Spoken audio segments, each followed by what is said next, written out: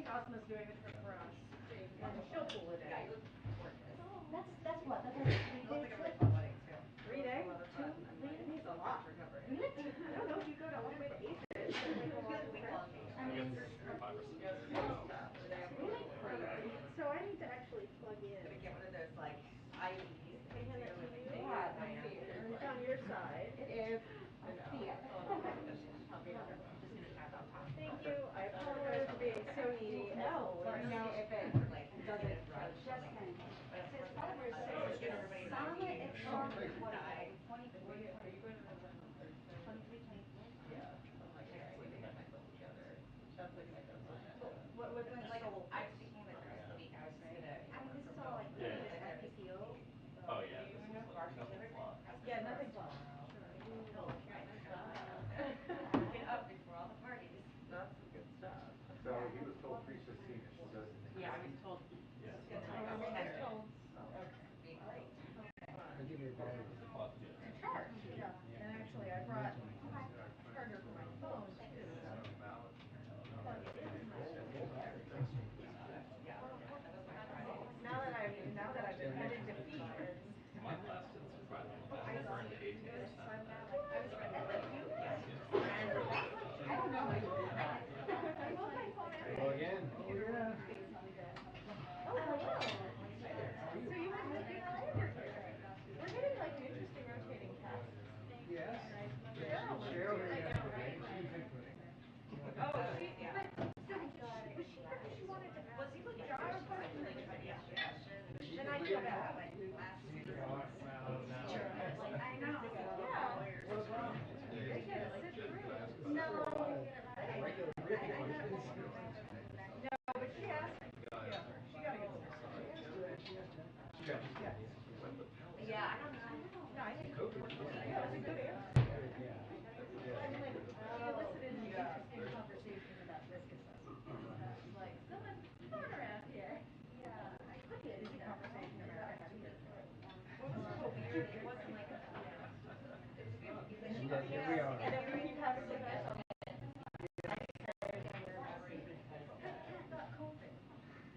I make it to the dinner.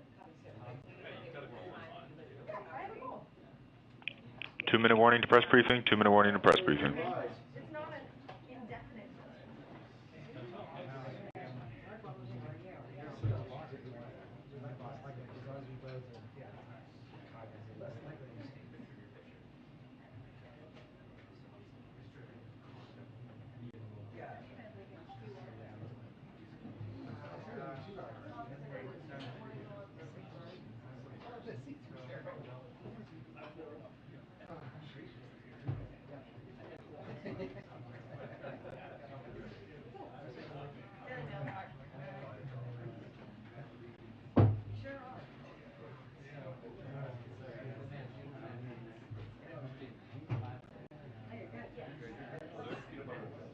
They are. You already went sock for the day. Thank you. People down at the lower Start a level. competition. Do you think Have like like a crab or something. like a bar? Like what kind of snack? He's not going anywhere. Why do you have nice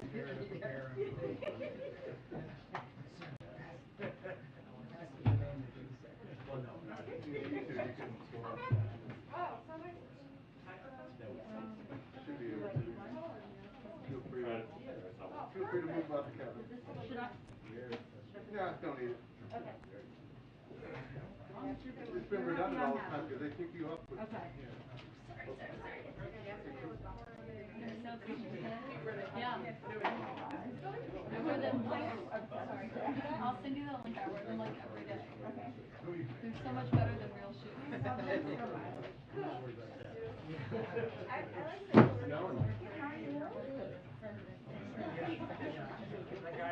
I love that he was like laughing her whole. No one else is really like responding. Hers was so much better than everyone else's. No offense, but only a woman can really judge it.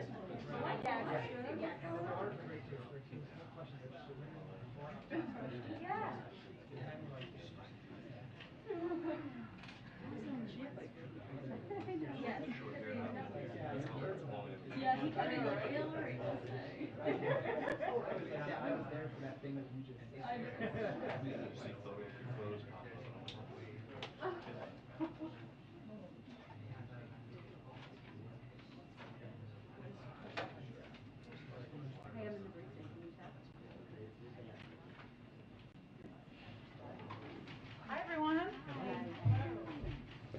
Okay. I have no toppers today. Don't be so disappointed. And I know we have a hard out for some people to gather, so we will all keep you updated on when that night needs to happen. But Zeke, why don't you kick us off? To be quick, the president put out a statement this morning on the prisoner swap for the release of Trevor Reed. He said there were some difficult decisions that he had to make involved. Can you elaborate on what he meant? Is there a concern that this sort of arrangement incentivizes other countries to wrongfully detain Americans? Well, first, let me say that it's a huge moment today that speaks to President Biden's commitment to bring home Americans held hostage and wrongfully detained around the world. And he's been clear since the beginning of this administration that he is committed to doing exactly that, to bringing Americans home. He's brought home Americans from Venezuela, from Afghanistan, from Haiti, from Burma, and now today from Russia. And Trevor's freedom is the result of months and months of hard, careful work across the U.S. government. Now we'll get to your question. When he referenced the tough decision in his statement this morning, he was referencing the decision to commute the sentence of Konstantin Yaroshenko. I would emphasize that this individual had already served the majority of his prison sentence for a nonviolent drug crime, and our overriding priority here was the safe return of Trevor Reed, knowing not only had he been held against his will for too long, but that his health condition required urgent treatment. He's going to be able to not only be reunited with his family, but to receive the treatment he needed from the United States. So again, our objective is to bring all Americans who are detained, who are held, who are away from their families, home from overseas, but I'm not going to be able to preview for you what processes or approaches we're going to take for those moving forward. But is there a concern that now it's not just detaining Americans, but wrongfully mistreating them allows allow them to get seriously ill, gives another country leverage over the United States in terms of creating another opportunity such as this for this sort of prisoners? Well, again, unfortunately, Zeke, there are Americans who are held in other places around the world who we are still working to bring home. And that has been the case long before the president and importantly, our hostage negotiator took the steps to bring Trevor Reed home. This has been going on for a long time, I guess is my larger point. And our effort and our objective was to take steps that we needed to take to bring him home, knowing his health conditions and know he's been held for too long. On a different topic, Russia yesterday and today effectively cutting off natural gas to Poland and Bulgaria. Yeah. What's the White House response to that, and there are additional steps the U.S. government is taking to reassure its European allies that, maybe not so much now, but certainly when the weather turns later this year, that they will have the energy supplies they need? Sure. Well, unfortunately, this is not. This is the type of step, the type of almost weaponizing energy supplies that we had predicted that Russia could take in this conflict. That is why we, of course, have been in touch with Europe, including with these countries, including over the last 24 hours with leaders in Poland and Bulgaria. And we have been working for some time now, for months, with partners around the world to diversify natural gas supply to Europe in anticipation of and to also address near-term needs and replace volumes that would otherwise come from Russia. I would note that last month, in advance of this, the President launched a task force with the EU to target additional LNG volumes for Europe, including Poland and Bulgaria. This will help replace over time Russian gas to Europe, decreasing Europe's dependence on Russia and Putin's ability to use energy to coerce Europe. I would also note that Poland and Polish leaders have said they have the capacity through the reserves and other imports right now for the moment, and Bulgaria has said it is also looking at other import actions. So we are working, and we have been working to address over the long term. We have been in touch with these leaders over the last 24 hours, and I would also note what they've said about what their capacities are for the current short term. Go ahead. Thanks, Jen. Has the president been in touch with, or does he plan to reach out to Paul Whelan's family, Brittany Griner's family, any of the other families who have loved ones detained in Russia? We have, of course, been in touch with their families over the course of time. I'm not going to detail those conversations further. But Paul Whelan's brother, David Whelan, put out a statement today. He said if this case required difficult decisions that the president doesn't take lightly, how difficult are the decisions he faces to release Paul? What's your response? response to the Whelan family? Our response is that we are going to continue to do, the president is going to continue to do, our State Department officials and negotiators are going to continue to do everything they can to bring Paul Whelan home. If I can just ask more follow-up, the president, of course, met with Reed's family here at the White House. Can you talk about the personal impact that meeting might have had? Did he leave that meeting with a sense of urgency, a renewed sense of urgency to get this done? I would say the president has had a sense of urgency about bringing Americans home long before that meeting. Of course, he enjoyed that meeting he had with them. He also spoke with them on the phone when he went and traveled to Texas. And again, I know he was intending to reach out to them this morning as well. Go ahead. On the economy, we have a GDP print that's coming out tomorrow that's expected to show fairly marginal growth.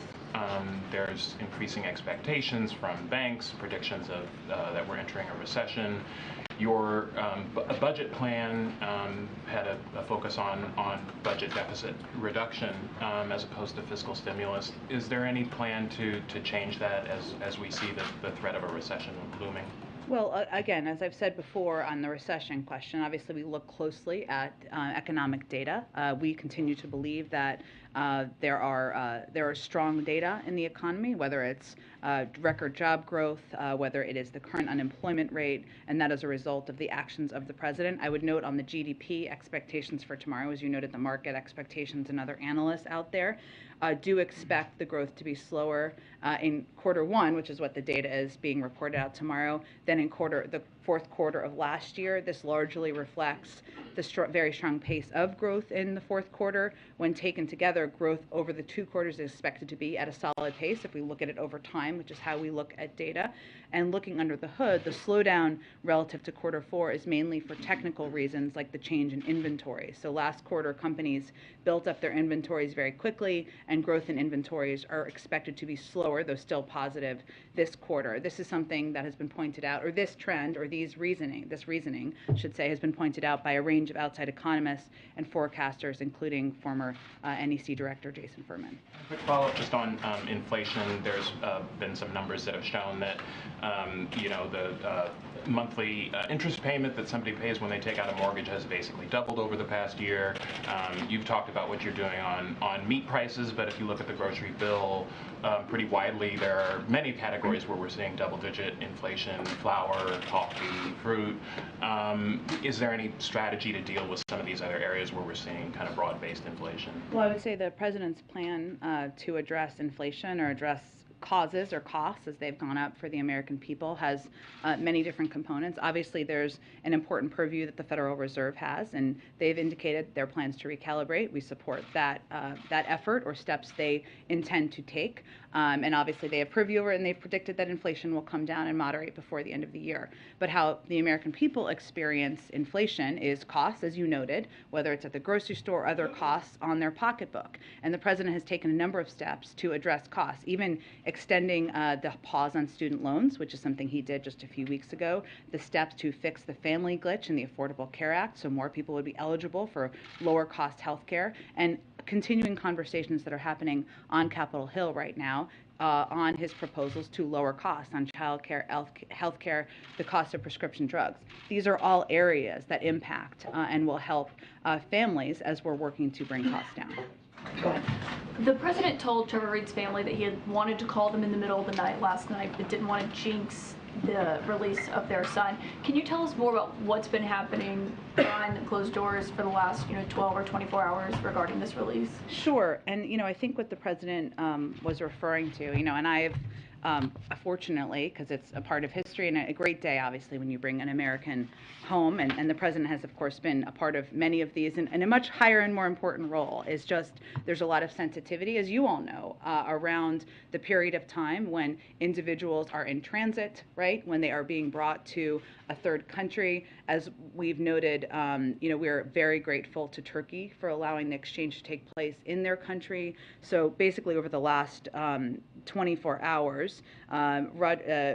One, as I noted, this had been happening over several months. So Roger Carstens, the Special Presidential Envoy for Hostage Affairs, and his team and many others had been negotiating and engaging in this, and the exchange took place in Turkey during the early hours of the morning East Coast time. So I think what the president was referring to was his understanding and knowledge that that would be happening, but not wanting to put anyone in a position of putting that at risk, even people who are excited and joyful and looking forward to the news. Then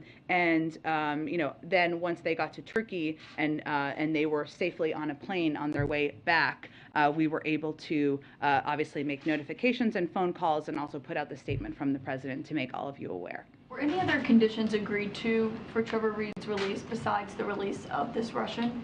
This was a discussion about one issue and one topic, and that was the release of Trevor Reed. But were there any other conditions agreed to besides releasing the Russian in exchange for Trevor Reed? There's no other condition. There were no other conditions that I'm aware of. What does the White House read into Russia's willingness to release Trevor Reed now in the middle of this invasion of Ukraine? Look, I think the release of Trevor Reed, him returning home to his family, receiving the health care that he has long needed, does not change our approach or view, opposition, or the president's intention to put forward a package in the coming days to help continue to support the Ukrainians. In terms of what they mean or how they assess it, I would leave it to them to speak to that. Does it make anyone here at the White House more optimistic about what could be ahead, or does it have nothing to do with This was about one issue and topic, and I don't think we should read into it further. Go toward the back. Yeah, we can come to the back in a moment. Go ahead, Weija. Thanks, Jen. To follow up on Mary Alice's question, during an interview this morning, Trevor Reed's parents said they believed that personal meeting with the president was the, quote, tipping point, that it made all the difference. Is that true? Well, look, I would say any time that you meet with, a president meets with, or any official from the government meets with the parents or family members of someone who's being detained, that impacts them personally. But this has been negotiated in negotiations for months. I spoke with David Whelan today, and he is concerned that Reed's release now narrows the chances for his brother's release, because Russia obviously was, wanted Yaroshenko's release for years now, and now that it's happened, he worries that that was a major concession that the U.S. no longer has. So what do you say to the Whelan family? We would say we will continue to advocate for the immediate and unconditional release of Paul Whelan at every opportunity, and using wrongful detention as a bargaining chip represents a threat to the safety of everyone traveling, working, and living abroad. We obviously oppose this practice anywhere, and we are going to continue to do everything we can to bring him home. They are thrilled, obviously, about Trevor Reed's release, but they can't help but have some questions about why Paul Whelan, who's been detained in Russia longer than Trevor Reed, is not home. Can you explain that, and did Reed's health, as you mentioned, have anything to do with it?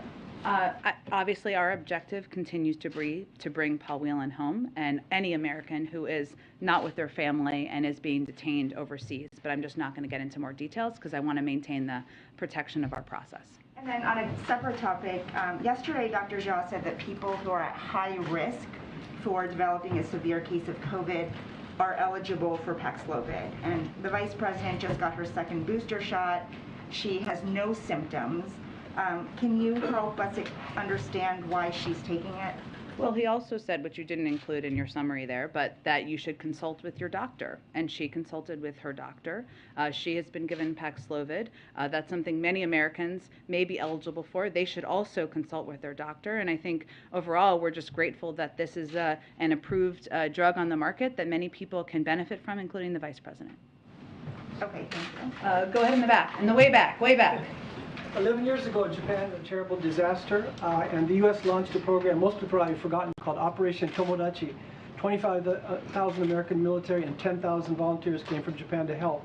And one of those that came was President Biden, wondering if on this upcoming trip he'll be coming back to that area for a short visit. And while we're waiting for advisement, is it possible to do an interview with you? Oh, okay. You often come with an interview request. I should know ahead of time. I will just note I expect we will have more details on the president's travel to Asia, something he is clearly looking forward to since he's spoken about it publicly, soon in the coming days. But in advance of that, I'm just not going to have much more to preview for all of you. Okay, go ahead. Go ahead. Thanks, Yeah, Jen. go ahead. Yesterday, after the Vice President announced that she tested positive, the usual people on the internet and elsewhere who don't like vaccines, who don't think of it as much, immediately started with the, well, she would have been fine, she hadn't gotten the vaccine. It seems like every time there's a high-profile announcement that someone has gotten COVID, being a member of Congress, A.G. Garland, the people at the Gridiron Dinner, people take it as proof that vaccines don't work. So what about the White House's messaging could be better on that, given that 234,000 Americans died? Yeah. Well, first I would say the truth, which is I think why you're asking me this question, is quite the contrary. I mean, the Vice President is continuing to carry out her duties as the Vice President of the United States from home, engaging in meetings, policy discussions. I'm sure you'll see her in some capacity publicly from home as well, because she is double boosted and she has taken the steps to protect herself like we have continued to recommend other Americans do.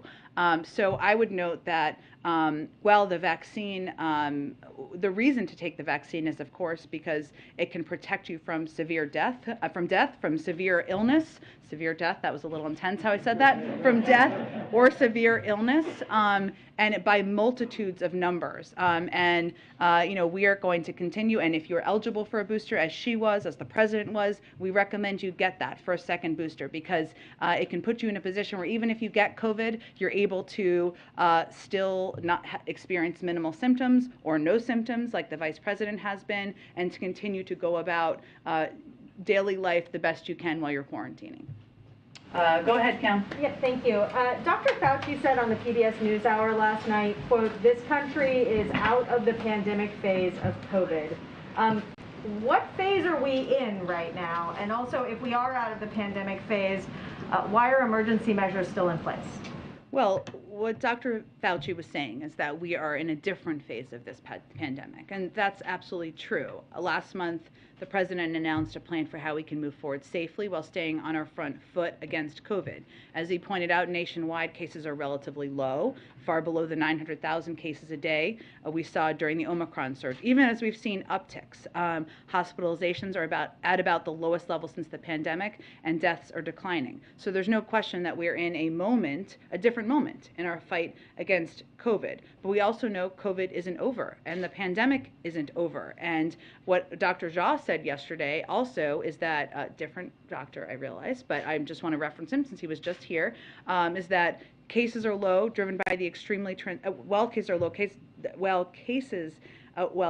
cases are still, we've seen an uptick in some places, driven by the extremely transmissible BA.2 variant. We know the risk of potential surges, even as a potential new variant or subvariant remains. So different phase, because we're at a much lower level of hospitalizations, of deaths, and even nationwide of cases, but we are still seeing people get very sick from COVID and cases of COVID, and we have measures that we should all continue to take to protect ourselves. A couple of very quick, short other questions. Dalit Singh is reportedly taking a leave of absence. Can you confirm that, when he'll be gone, and what that means for the sanctions work that he's doing that is very important right now? It is very important. He is a very important member of the national security team. I don't have any details or any confirmation of his plans. What I would note, and if Dalit were here, and we'll invite him, he would note, is that he is an incredible team he works with, who helps put together these sanctions packages, helps in implementation, helps coordinate diplomatically, and we will. There are a number of people who will continue to do that work. And when are you sending the funding request for Ukraine funding up to the Hill? Well, the president said last week it will be this week, so there's only 2 days left of this week, as soon as tomorrow, but in the next 2 days. Go ahead. Indonesia decided to invite President Zelensky to the G20. I'm wondering if you've reacted to that, but also what it says about progress that the U.S. might be making behind the scenes, hoping to expel Russia from that forum, and if the decision to invite President Zelensky has informed, and the president can confirm that he's going to now attend the summit? Well, we've seen the reports that President Zelensky has been invited to the G20, and we certainly welcome that. As you know, President Biden said just last month that Ukraine should be able to participate. But we don't have further confirmation beyond the news reports, which we certainly think are positive. And as he also said last month, which is of course why you're asking me, he doesn't think Russia should be invited, but ultimately it's a decision for the G20. So we don't have any new announcements at this point. We will continue to engage, and we've reached out, of course, to Indonesia, as you noted, who's hosting the summit, but we don't have any other additional details. It's 6 months away. Typically, the president does attend, but I don't have anything to confirm about a trip 6 months away at this point. Just a quick one on Ukraine. There's been questions about why the U.S. hasn't suspended steel tariffs on Ukrainian steel coming in. Do you have any information about why we've maintained those tariffs? Sure.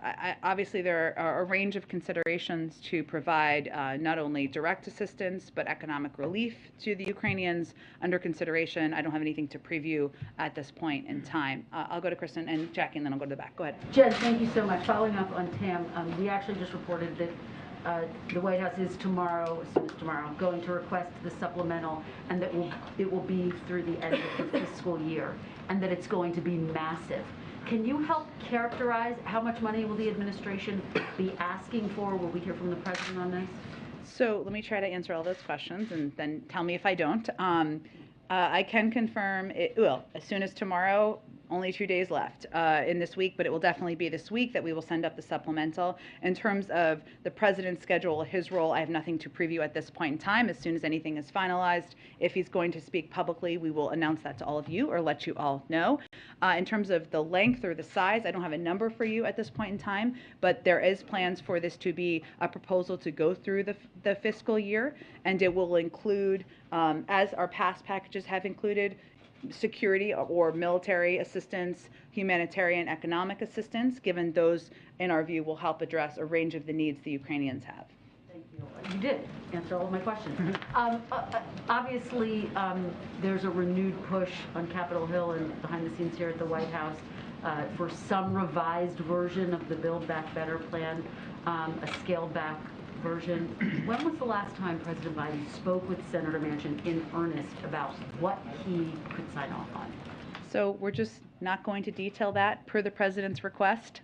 From here, any conversations he has with Senator Manchin or other senators, just to protect those conversations. Fair enough. Can you characterize, though, are the negotiations happening in earnest? Are there real talks going on about specific things that Senator Manchin that the White House could agree to? I would tell you, and I'm sure your colleagues on the Hill, now that all these senators are back, can confirm this with a number of them right now or today, that there are still a great deal of interest, passion, in moving forward with the president's plan to lower cost for Americans, and a lot of senators who would like to see this move forward. Secretary Mayorkas is getting a real grilling on Capitol Hill today, particularly about Title 42 and the plans that are in place to deal with it. DHS has acknowledged that a surge would put a substantial strain on resources. Now, obviously, DHS announced this 6.20-page plan. But given that strain that DHS is anticipating, why should the American people have confidence that you'll be able to deal with that surge of migrants if Title 42 is lifted? Well, first I would say, just as a reminder, it is a health authority, not an immigration plan or an immigration authority, and it's not meant to be a replacement of. So the determination about where we stand and to lift it was made by the CDC. Just to note, the 6-point plan that Secretary Mayorkas put out and talked about today or over the last 24 hours includes 6 pillars: surging resources, including personnel, transportation, medical support, enhancing CBP processing efficiency and moving deliberate speed to mitigate potential overcrowding, administering consequences for unlawful entry, bolstering the capacity of non-governmental organizations to receive non-citizens, targeting and disrupting the transnational criminal organization and smugglers, and deterring irregular migration. So what he talked about today is exactly what his preparedness plan that's been in the works and in the planning for months would do, and they have talked about the need potentially for more resources to make that happen. And just to be very clear, and some Democrats have said this, will the plan be in place before Title 42 is lifted? That is exactly what the preparedness and implementation plan is intended to do. Go ahead, Jack. Thanks, Jen. Dr. Fauci said that he's not going to the White House Correspondents' Dinner, citing COVID concerns. Obviously, he's the president's chief medical advisor.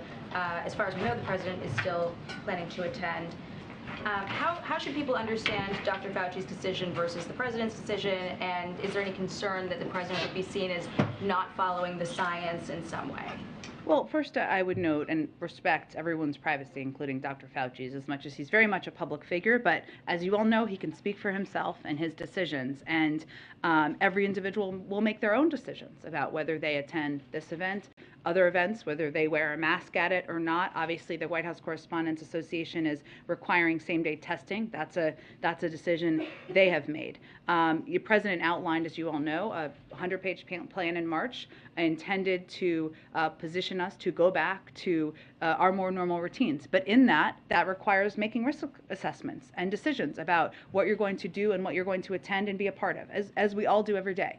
Today, the president felt it was very important to be at and speak at the memorial service for a diplomatic icon, Secretary Madeleine Albright. He made the decision to do that despite the fact that there were hundreds, if not thousands, of people there. He has made the decision he wants to attend in a safe way the White House Correspondents' Dinner to show his support, showcase his support for the free press, for the work of all of you, for the work of your colleagues around the world, to not only share accurate information about COVID, but also report on the war in Ukraine, and all of the work that happens every single day. That does stand in stark contrast to his predecessor, who not only questioned the legitimacy of the press on a nearly daily basis, but also never attended the dinner, I don't believe. So he felt that was important and made a risk assessment to do that in consultation with his doctors and healthcare team. I would note that we also take additional precautions and steps. I would expect that he may wear a mask when he's not speaking. I'll wear a mask when I'm at the dinner in all likelihood. And we also took steps, including the fact that he's not attending for the eating portion of the dinner, and he'll be there for the program, which includes a number of speakers, the presentation of scholarships, as you know, and of course, his speaking and his roasting, where he will be on the menu, as he likes to say, when Trevor Noah is speaking. So, just like anything, it's a risk assessment and a decision he made on a personal basis. Thank you. And I want to ask a few questions on Title 42, but real quick, I want to take another stab at a question I tried yesterday. You answered the first part of it. We've heard the president say over and over again that he has never spoken to his son about his business dealings. Has he ever spoken to his son's business partners about his son's business dealings? Again, nothing has changed about what I said yesterday. The president does not get involved in the business dealings of his son. Even through his son's business partners? Nothing has changed since what I said yesterday. Okay. I don't believe you answered that part of my question yesterday. He's not involved in his son's business dealings. On Title 42, Mayorkas detailed this 6-point plan. Part of it involves sending health care providers from the VA. He was asked about this on the Hill today. He said that it's necessary, that this interagency effort is necessary, but is it appropriate to be taking resources away from the VA to help with the surge at the border? Again, these decisions and discussions about what resources are possible are made through the interagency process, and clearly having support and resources for our nation's veterans is a top priority to the president. But we also want to take steps we can at the border, even as we anticipate an increase in migrants coming to the border, to keep the American people safe, and this is part of that effort. Another piece of this plan talked about the law enforcement help. CBP has 23,000 agents working along the southern border right now. We're already seeing 7,000 illegal crossings a day. That is expected to surge to 18,000 when Title 42 is lifted. So how does adding 600 law enforcement officers make a dent in that? Well, I would say, Jackie, that one of the reasons that Secretary Mayorkas is participating in the important, democratic process of testifying on the Hill is to answer the questions of exactly how the resources he's requesting and they have identified as needing to address this potential increase will help address that. So I would point you to his many hours of testimony today and tomorrow. And then there's been reporting that Speaker Pelosi is unhappy with the way that the White House has handled Title 42 and worried that if it comes up for a vote as part of a Ukraine package, that Democrats wouldn't have the votes to defeat that. Does the White House share that concern, and what do you make of Pelosi seeming to be kind of shaky on just how close she is with the White House on this decision? Well, I would say We're incredibly close with Speaker Pelosi, and the president has known her for many, many decades. I don't have more to spell out or explain what her meaning was or what defeat it means or doesn't mean. There are many strong feelings and points of view on Capitol Hill in the House and in the Senate about Title 42. It wasn't a decision made by the White House. It's a decision made to lift it by the CDC. The authority was given to them by Congress. And our effort and our focus is on implementation, and the Secretary of Homeland Security is obviously testifying on that. So I don't have any more to explain about the particular comments, but we obviously work very closely with Speaker Pelosi on a range of issues, including immigration. A number of Democrats are, speaking up about their problems with Title 42. I mean, Mark Kelly was briefed by Americus yesterday. He said that he still has remaining questions about how and when resources are going to hit the ground. These are Democrats saying these things. They're not wanting, Title 42 to replace an immigration effort, but they're saying that there just is not a plan in place to support what's going to happen when Title 42 goes away. Well, what I was trying to note earlier, perhaps not articulately, is that there are a range of members who have strong concerns about it being lifted. Again, not a decision we make, a decision made by health and science experts. And there are many members who feel very strongly about it actually being lifted and that moving forward. This is why Secretary Mayorkas is on the Hill doing, I believe, 4 hearings, answering extensive questions from a range of members, Democratic and Republican. He put out a 6-pillar plan on exactly how he's going to implement it, and that has been a plan that's been in the work for 6 months. So this is part of the democratic process happening, and he's happy to be on the Hill answering their questions. Go ahead, Peter. Hey, Jen, the bipartisan leadership of the Senate Judiciary Committee, Senators Durbin and Grassley, have expressed concern about the DHS Inspector General delaying or diminishing reports on sexual misconduct. This is a Trump-era holdover.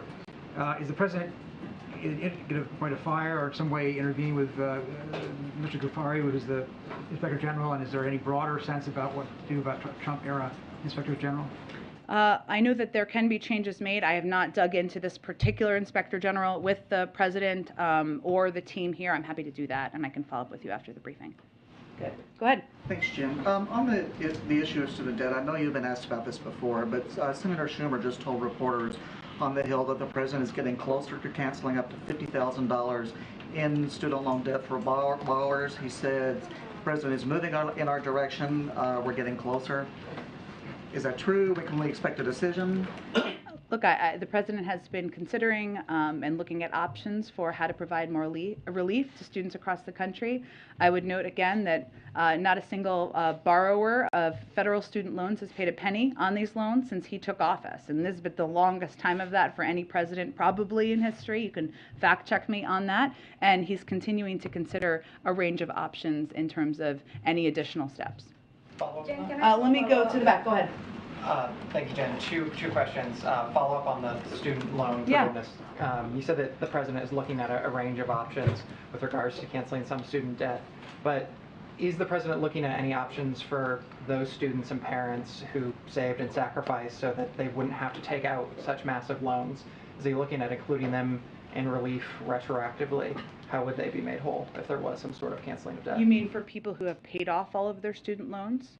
Who made sacrifices so that they wouldn't have to take out some of those loans? It's a good question. What I can tell you at this point is that there's legislation he'd be happy to sign for individuals who have $10,000 in existing student debt. If Congress wanted to send that to him, he'd be happy to sign it, and he's looking at executive actions and authorities. But I don't have anything to preview on that front. Okay, then, if the president does move on canceling some of the student debt, isn't that just one half of the equation, though? I mean, what is he looking at in order to keep some of these public universities from jacking up tuition prices, despite some of the federal subsidies that they've been getting? I mean, what is to stop some of these schools from just increasing tuition for the next generation of students? Isn't that half of the equation here? I don't know if people would consider it half of the equation. I don't know. We'll let Americans define it. I would point you to the Department of Education to talk about their efforts on that front. One last quick follow-up. Is the president's weekly lunch with the vice president still a priority for him? Absolutely. Obviously, they're not going to be dining in person while she is quarantining at home, but they did speak yesterday, and I expect they will speak regularly while she is quarantining, and she is participating in a number of policy meetings here, too. Follow up. Go ahead. And then I can come to you, Nikki. Okay. Oh, go ahead. So polite. Go ahead. Do you have any reaction to Boeing claiming that it's lost $1.1 billion on the Air Force One contract? And more important, has the President ordered Boeing to stick with the traditional blue and white design instead of the garish red? This is bringing me back to like my first week in this job. Yes, I appreciate it. I actually don't have any information on the plans for the new Air Force One. I can certainly check and see what we know, and I can get back to you on that. Go ahead. Thanks, Jen. Do you know why the Vice President's doctor recommended she take Paxlovid? Well, I think as Dr. Jha said yesterday, there are a range of Americans who may not know they're eligible and they should consult with their doctor. That's exactly what she did. And one of the, not challenges, but one of our efforts right now is to provide more information publicly and have more people consult with their doctors about whether they're eligible. Do you know if she's like showing symptoms, or would her getting like severe COVID present like a national security risk? They obviously said yesterday that she did not have any symptoms. I don't have any update beyond that. She's continuing to work from home, conducting her duties as vice president, so I don't believe we're talking about a national security issue in this moment. She can also do secure calls and video conferences from her home because we have that capacity. If she got severe COVID disease, would that not be a national security risk? I'm not going to speak to a hypothetical of the vice president getting sicker at this point in time, which I think is probably understandable. Go ahead. Can the White House give us any update on Trevor Reed's condition after his release, or any treatments that he might have received following his release? Well, obviously we're going to respect his privacy, and we spoke to his health conditions because we wanted to emphasize how important it was and the urgency of bringing him home, but we will of course leave that to him and his family to speak to and respect his health privacy beyond now. And then on the vice president, did her role as vice president have any impact on her receiving this treatment? Did her serving as somebody who is in the line of succession, did that have any impact on her getting Paxlovid? Well, I think it's important to note Paxlovid is widely available across the country through people consulting with their doctors, so it is not just a treatment that is available to only a small population of the public. In fact, what our effort is and what our focus is at this point is more broadly educating people on how they may be eligible for it. Certainly, we are grateful that this treatment is out there and available so that the vice president, somebody who's incredibly important in the line of succession, can take it, but she did it through consultations with her doctor. Go ahead in the middle. Thanks, Jen. So Democrats on the Hill today said they will act soon on efforts to lower prices of gas, and that a federal gas tax holiday is still on the table for them. If they if they include a federal gas tax holiday in a bill, would the president support that? The president has long said that he's open to a range of options, including a federal gas tax holiday, and we're continuing to consult with members of Congress about a range of options on lowering the price of gas. Go ahead. Yeah, so on Poland and Bulgaria, energy experts see that as sort of a warning from Russia to Germany, other countries in Europe to pay in rubles. We're also hearing that some companies in Europe are paying rubles for energy. Is there a message from the White House to those companies or countries that might cave and pay in rubles for energy? I don't think we have a new message to offer today. What I would note is that we have long predicted, this is the Russian playbook, part of the Russian playbook is weaponizing energy. So could they do it other places? That certainly is possible. That's one of the reasons why this task force was launched, that we're working with the Europeans on to ensure that we are diversifying access for LNG and also for oil as well for the Europeans. And about a month ago, you announced that the U.S. was going to release 1 million barrels a day for 6 months. Crude oil prices are still over $100 a barrel today. Gas prices are up. Is it having the intended effect? Well, we've said this is one tool that we can utilize, and I know that gas prices also did come down from the beginning as a result of these actions, but we're continuing to explore additional options. As we know, the oil markets are a global market, and increasing supply and continuing to work with other countries to increase supply is part of our overall objective here. We're down only 3 cents, and we're about 20 cents away from the record. So. Well, again, we're going to continue to take steps to reduce the price of gas for the American people. Every range of options remains on the table, as is evidenced by the earlier question, and we know that increasing supply and ensuring supply meets the demand on the marketplace is part of that effort. We also watch closely for any attempt at price gouging. When oil prices come down, obviously gas prices should come down, and as you know, because we've had a range of charts in here, we watch that closely as well, and that's something we will continue to call out. I can do like one or two. Oh, I think, okay, one last one, go ahead. Jen, can I just ask quickly, when the supplemental request comes out, either, I guess, tomorrow or Friday, will there be anything changing any of the COVID-related requests that are previous? Are the only new materials going to be related to the Ukraine request, or will there be a new spate of requests on COVID assistance as well? So we will request COVID funding, and we will reiterate our request for $22.5 billion for COVID funding, something we feel will help meet the immediate emergency needs we have. And that was a discussion, obviously, that we didn't get through, but we will continue with Congress in the coming days and weeks. Thanks so much, everyone.